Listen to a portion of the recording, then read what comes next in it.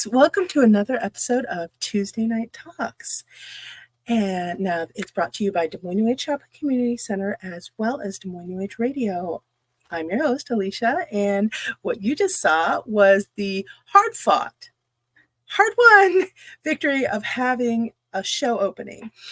My poor hubby, Dennis of Theater Genesis Productions, he has fought with getting the Tuesday Night Talk opening up and going. He's lost like 2 or 3 of them.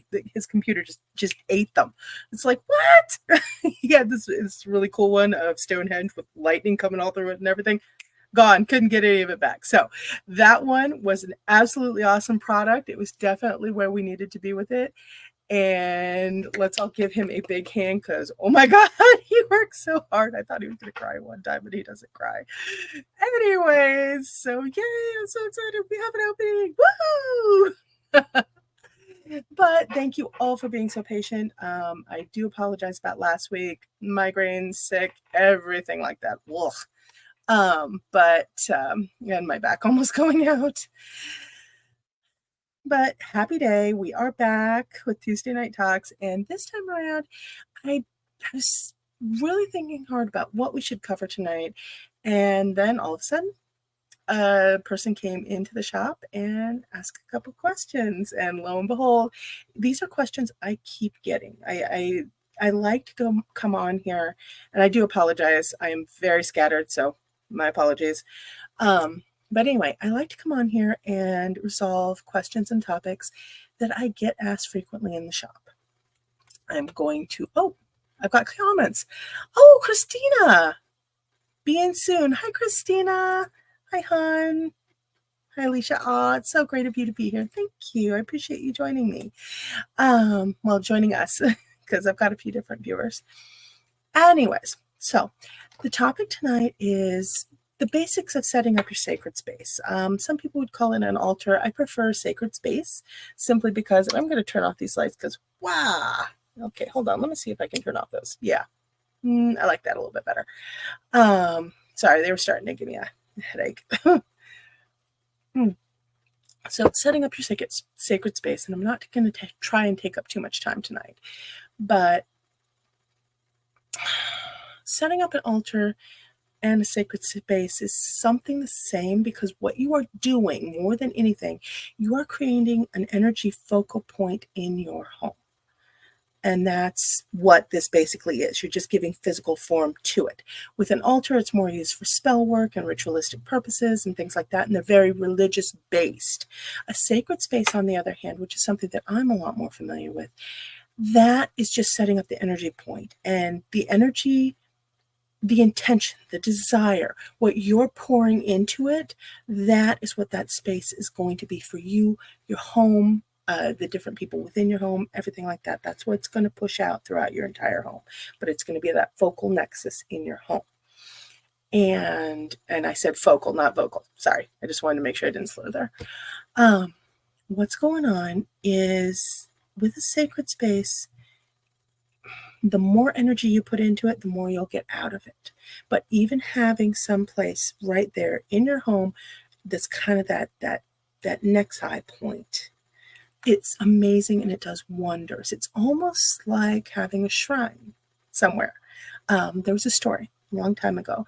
This guy, in his neighborhood, there's all kinds of violence and just killings and everything. What he did is it was just a very simple shrine, and I believe it was to Kuan Yin. He put it up on the corner where all the violence was the worst. And all of a sudden, he would leave offerings every day. Every day he would go by and he would leave offerings, and all of a sudden he started to see other offerings. He started to see flowers. He started to see bowls of rice. He started to see all this other stuff. And he realized that the entire neighborhood was actually coming together as a community to stoke these offerings, to change the entire environment. And guess what happened? The environment did change. The violence dropped. Killings dropped significantly. I mean, they didn't disappear completely, obviously, but the energy of the place changed just by one tiny little simple shrine. So on a street corner, no less. So, and I do believe that part of it was the deity that it was dedicated to. It was a deity of peace, but still, it can change everything. And yeah, I had looked into doing something like that at my old location, but it wasn't going to work out. But in your home, you can actually make that energy, that shrine, that divine, that sacred energy, and make a focal point. And that's what I'm talking about today. Now, you're going to be like, oh my God, does it need to be this big thing? No, it does not. Do all the things need to be expensive? No, they do not. So long as they are meaningful and they mean something to you. That is all that matters. With sacred spaces, a lot of people come to me and they might have like one tiny itty bitty little, candle plate, and that's fine. So long as you can put it up somewhere where it's pretty much undisturbed by anybody who's curious. It's okay to invite different people over to look at it or something like that, but you don't want people messing with it and touching with it unless they're very close to you, like your child, or that's about it, really. Sometimes people are okay with their pets coming through it, things like that. But whatever it is, you want it to stay sacred. So respected, undisturbed, singled out. And it can be a shelf on a bookshelf. It can be a drawer. It can be a tiny little nightstand. It can be a TV tray off in the corner where you just light your incense and you light your candle. But you want to develop a ritual kind of almost where you're doing it every day at first. And I will tell you a couple of ways to make this happen for yourself. Now, a lot of people, they go back and forth on what they want on it. They go back and forth on what should be on it. And for me, I say, whatever you want, okay? If you want to do crystals, if you want to do, I always recommend some crystals, some candles, some incense. Always, always, always. Hold on one second. Delia, hi, good evening. Hi, Delia, thanks for joining us. So for me, like on mine, and I would also say always an offering bowl, something, because eventually with this, you're going to get spirits coming in, you're going to get ancestors. You may even get a deity, archangel, angel, spirit guide, whatever it may be.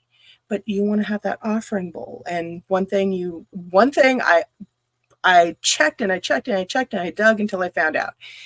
Only leave your offerings up for 2 days unless otherwise instructed, and then toss them out or do whatever you're going to do with them.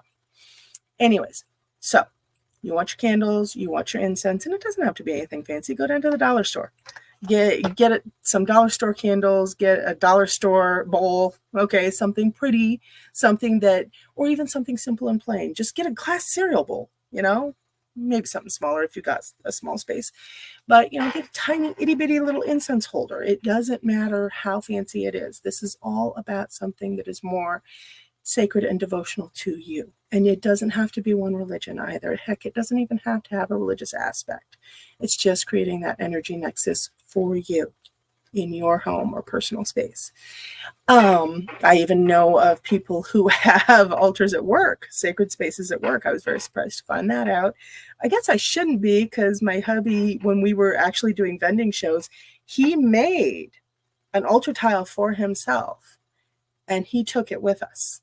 And he would, do his thing before we started the show and everything like that. And I thought that was really amazing. But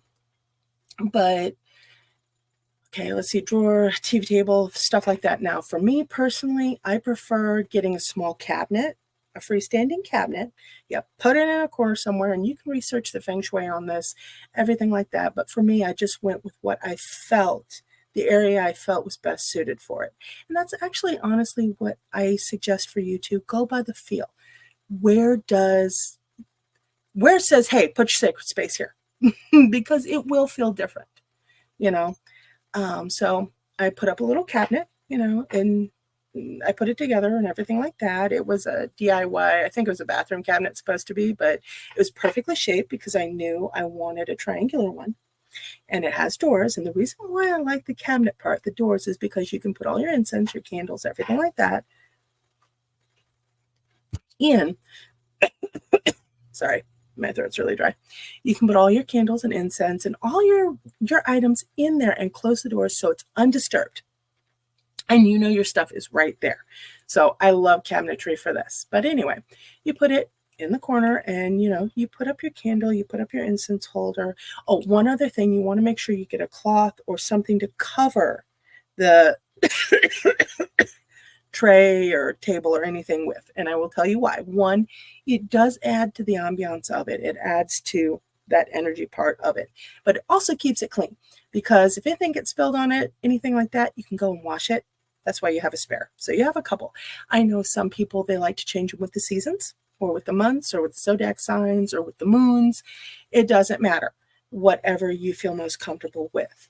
I know one lady, she has her sacred space completely dedicated to the moon. And that's a really pretty one. That's another thing though. When you have your altar and sacred space, don't share it on social media. Don't take pictures of it. Don't be flashing it around. And I'm going to tell you why. That is just for you. That is a very private part of your home. And it's kind of like showing energy portals to people that are in your personal home. Some less reputable people actually use those for very nefarious purposes. So keep your sacred space private. Always. Only ever. Now, if you want to take a picture and share it with a friend or something like that, but just let them know, hey, don't put this out anywhere. It would be one thing if you set it up as an example, but your own personal private one, I say don't share it. Just from everything I've learned, from what I know, I wouldn't do it. Now, same thing with your ritual tools, everything like that. I would say keep those utterly private. Let's see, what do you need? So incense, candles, table covering, small cabinet or shelf or what have you. Some people, if they're going to make it deity-based or angel-based or spirit-based, what they'll do is they will put a picture, just like a little, I don't know, even a little postcard, and put it up on a stand and put it up in the back of their sacred space. So as they can, they can dedicate their time and energy to that being. I'm not so fond of that, but that's me. You guys know I'm not very religious. But I will say also the other thing you can do, if you're working with different deities or different entities, you can actually change them out. That's something I like to do.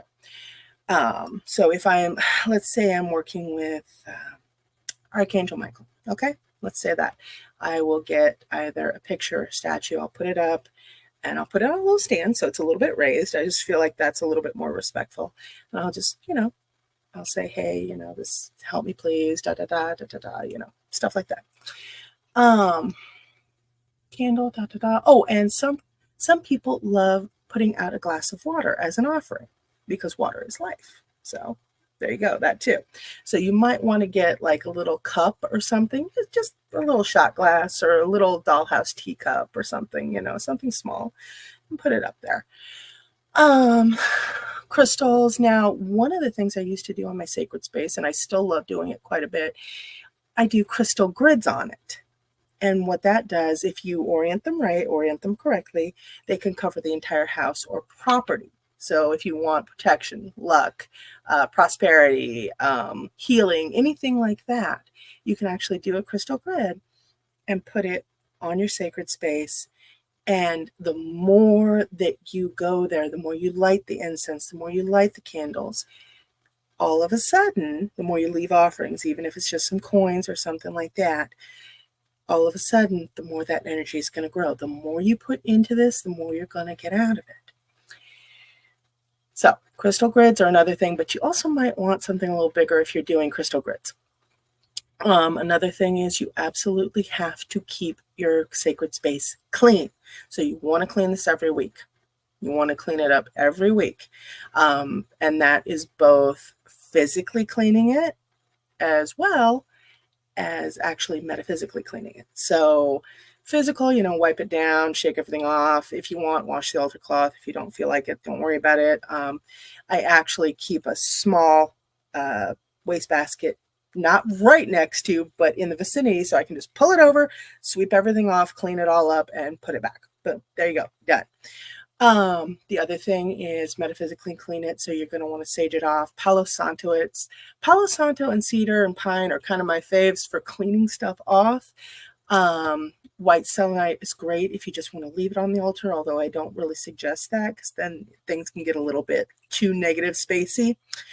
Let's see what else. Oh, keep salt handy under in your little altar cabinet. Keep it handy to kind of just, if you start talking to something and things feel funny, just throw some salt on the sacred space, get it cleared off. That's another thing. Oh, and you can put any herbs for like luck or what have you on sacred space to go along with your meditations and your manifestation rituals. So another thing is, one of the ways you can incorporate it and do this every day, because the more ritual you do, like I said, the closer it's going to bring you to that and the higher that vibe's going to go.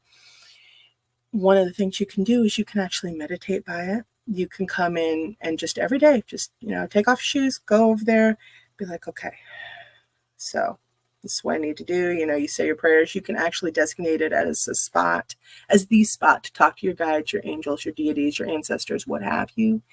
I know my friend Antoinette, she's big on meditating in front of hers. Not so much for meditation. I'm more moving meditation, so that doesn't really work. But I do like the idea of designating it as a spot to speak with your guides and things like that. Just, go, hey, how you doing? I thank you for all that you do. Is there anything I can do for you? Stuff like that. Or land spirits if you like, although they're a little trickier. I am actually going to pull Nico O'Neill, the folk witch practitioner. He works a lot with land Veda and land spirits. I'm going to be pulling him on one of these soon to speak about how to work with your land spirits, but that's down the road. Anyway. Let's see. Oh, another thing, and Antoinette mentioned this to me. She really wanted to mention it on the talk tonight, but she couldn't be here. She's got another house clearing. I guess, and the season's only going to ramp up the closer we get to Halloween, but she's been a busy lady. She wanted me to mention a couple things. One of them was, a really good thing to do is, if you're worried about something, if you've got a lot of worries, go to your sacred space, worry, get it all out of you. And then, just say, okay, you know what? I've gotten it out. I give it to, God. I give it to my angels. I give it to my spirit guides. I give it to my ancestors, whatever. And just say, okay, now I've got to get back on track. I take my power back. I am good. I am enough. I can do this, and move on from there. But that way you're actually giving your worries to a higher power or somebody that knows more the bigger picture than you do. She said she loves doing that. She also wanted me to mention stuff to keep near your sacred space. So a journal, a list of your goals and dreams, drives, things you want. Write down a list and either put it on your sacred space with a candle over it or put it underneath in a little file in your journal. The other thing is, she mentioned a book of inspirational quotes. Let's see, hold on. I made notes because I can't remember everything that she said. Okay. Okay. Yes. Also, a letter, you can write it to your ancestors, deities, guides, or even yourself, slip it in a book, and leave it on your sacred space for manifestation purposes. Now, all these are absolutely awesome. I haven't tried them myself, but she really likes to do it. And considering her success rate with her energy work, I definitely give it a nod. The other thing I wanted to mention, stuff to keep near your sacred space or within that cabinetry thing, a bell or singing bowl. Now that comes from Nicole. She loves it for clearing and meditation, herbs for luck or positivity, crystal grid, journal, list of wants, dreams, goals. That one is from Antoinette. An oracle card with your deity's image on it or a statue. The other thing, though, what I really like to keep in mind is my divination devices. because that way I can pull them out as I need them at my sacred space, which I really enjoy doing. It kind of gives you a clearer read and puts you, I don't know if it just puts you in a better headspace, better mind space, but it gives you a much better way to focus in on what you're doing, and it gives you more clarity in your answers. Hold on. Dennis, what about food for a sacred space? Yes, you can. That is under offerings. That you can leave offerings for it. I am very careful with that because I don't like it to attract pests, but a lot of people love to leave food. So like breads, fruits, flowers, candies in some cases. You can leave all kinds of stuff. I prefer leaving stuff like coins, water, maybe a cup of tea or coffee. I know a couple of times my spirits have asked me for cigarettes and cigarillos. Now that was interesting. You can, oh, that's another thing. You can actually leave like a cup of rum or vodka or wine there as well, or a beer, depending on what you're working with. But breads are really nice. I really like doing breads. I don't know why. Maybe it's because I like bread. But the other thing, one of the traditions, you actually take a little bit off your plate and you put it, and not after you're done, but you actually put it, you take it before you start eating, you put it on a small plate and you put it on the sacred space or the altar or the ofrenda, and that's really neat because it actually includes that in your family dinner. So that's always nice. Hold on. Dennis, would you recommend French toast, mozzarella sticks, or potato olays? Actually, yeah, you can put any of those on there, but remember, throw it out like you want it 2 days and that's it. But yeah, you could put any of those on there, especially depending on what your guides, angels, ancestors, deities want. That's another thing. You can do an offering of just about anything. Nothing living, no blood, nothing like that. Absolutely not. One, blood is going to mess up a sacred space anyway, and anything living is going to mess it up too. So yuck. No, do not do that. But yeah, that's fine. Let's see. Oh, and as you go along, the other two things I really recommend for a sacred space, and this may sound a little religional, but it's really not. It's all about energy work. One is a wand, and normally I prefer to use a clear quartz crystal or a piece of shaped selenite that has a point on it, and that's for energy direction. So that's a wand, but I prefer crystals for those. A lot of people like wood or different things like that, but I'm very much a crystal girl. So, and plus they work a lot better for me. And then the other thing, the second thing I would definitely suggest is an athame. It doesn't have to be sharp, but I recommend it out of either selenite or obsidian. And I'm going to tell you why. Because as y'all know, we all collect energetic cords and things like that. And it's good to have something there when you're at your sacred space.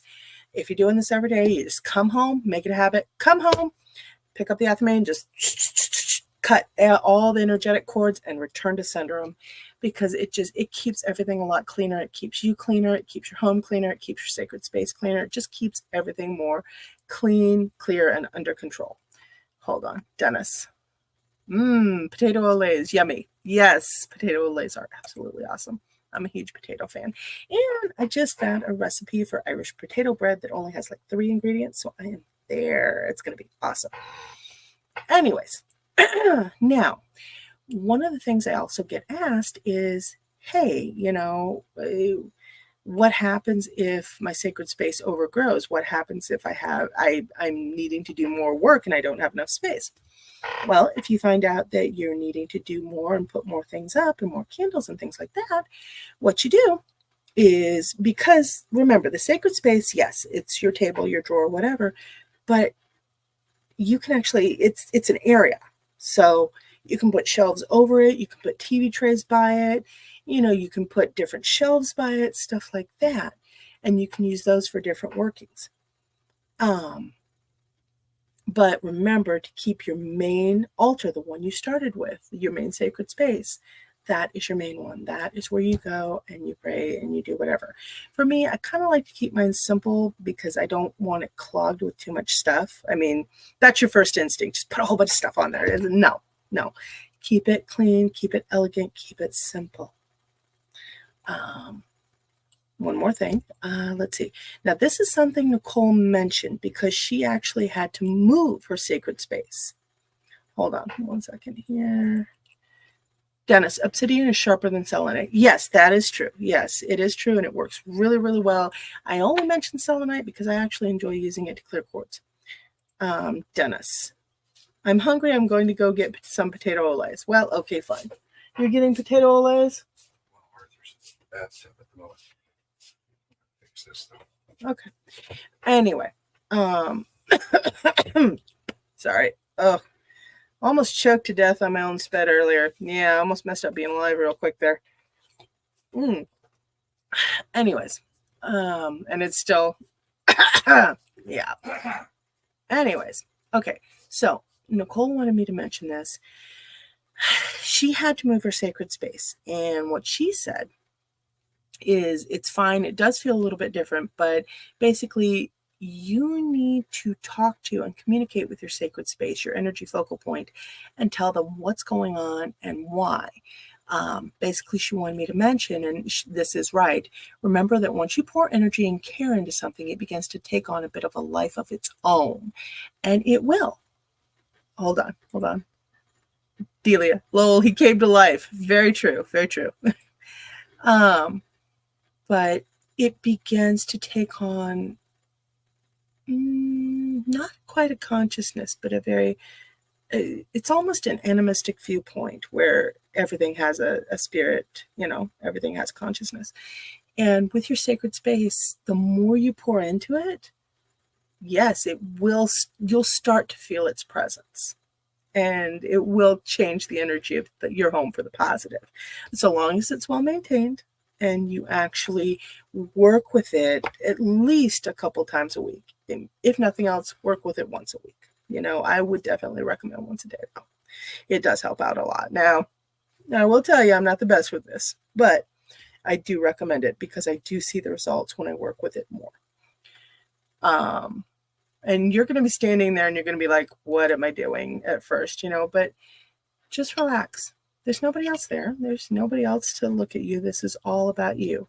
You communicating with an energy point within your home. You building that rapport and building a good energetic environment in your home. Now, Nicole also mentioned that when you move, you always want to make sure you have one box and you keep all of those sacred space items in one box. Do not let them wander. You want it all in one so you can put it back up and everything like that. She also wanted me to mention, and I completely forgot about this. I kind of accept it as it is what it is, but because I grew up with this stuff happening. Dad didn't necessarily have a sacred space, but he's a medium. It happened all over the house. There's such a thing as spirit apports, so things that just appear out of nowhere, gifts from spirit, and then also there's stuff that disappears out of nowhere. You're just like, what? I'm not talking about misplaced stuff. I'm talking about stuff that just winks out of existence, and you're like, okay. Dad always used to like to say that that's because somebody else needed it more, and I'm like, okay, but I liked it. I wanted it for me. And so, yeah, it's an interesting point of view to be raised with. But Nicole wanted to make sure that I mentioned that, remember, you have sacred space. If you're working with it, it's going to be active. So stuff might appear and disappear and get moved around on your sacred space while you're working with stuff, or even when you're not looking. So just keep that in mind. So, yeah, I think that's about all I have to cover. If you guys have any questions, let me know. And if I have more questions on this, I will definitely do a second part on this talk. But, we're at 30 minutes. That's longer than I wanted to go. I apologize for being so scattered. Anyway, I really do believe that every home, every person should have their own sacred space. And it's a really good way to up the vibe of your home, to get you in the right headspace and keep you in the right headspace for day-to-day life, especially in these just tumultuous times we have right now. Oh, for different celestial events, you might actually want to light a different color of candle, things like that. Also look up your candle colors, your herbs, everything like that. You guys are going to love it. It's really amazing once you get into it. And remember, different traditions have different designations for planetary phases and candles and herbs and all this stuff. So pick the one that is right for you, that feels right in here. Delia, thank you for sharing. Well, thank you for listening, Delia. Mwah. Love you all. Robert Brantz, is it okay to have all my herbs on shelves around my sacred space? Actually, yes, it's perfect. It's a perfect place for them because they're also going to be blessed as well. Those herbs must pack a lot of punch. They must be kind of just vibing and chilling out there. If you have all your herbs around them, what you might want to do is maybe put a couple living plants there too, as well as possibly a Himalayan salt lamp. Just a thought. I mean, I don't know. I don't know how much space you have or anything, Robert. But by the way, thanks for joining in. And great question. But yeah, definitely. Absolutely. I really like that idea. That is neat. That must look neat. But don't share any pictures because, yeah, pictures are no. But yeah, so awesome, guys. Love you all. Follow us on Des Moines New Age Radio. I apologize that the uploads haven't been going through lately. Mercury retrograde has played hell with everything. I tried to upload the programs at least 5 times each, and I finally got them up yesterday. So, but please follow Des Moines New Age Radio on Spotify. And okay, hold on, Delia, I do have a big salt lamp. Honestly, I love Himalayan salt lamps. I really like them. I enjoy them. I've got them all through my house. I just love them. The nice thing is my Webster loves them too. But when he was little, he used to eat the salt off of them. I thought it was so funny. But yeah, a big salt lamp would make a great focal point for a sacred space. And then you put your crystals or whatever around it. It would be really, really neat. I think that would look beautiful. But yeah, so good night, everyone. I love to you all. Mwah. Thank you for joining me. And like, comment, subscribe. Ask me questions in the comments. If you have any, I will be checking back over the next few days. Also for scammers, And by the way, anybody who is contacting you through here that says they're psychic and to message them, just yeah, no, they are horrible people. We don't endorse them. Yeah. All right. And Delia, good night. Good night, dear. Mwah. Loves to you all. I am going to do the outro and wish you guys well.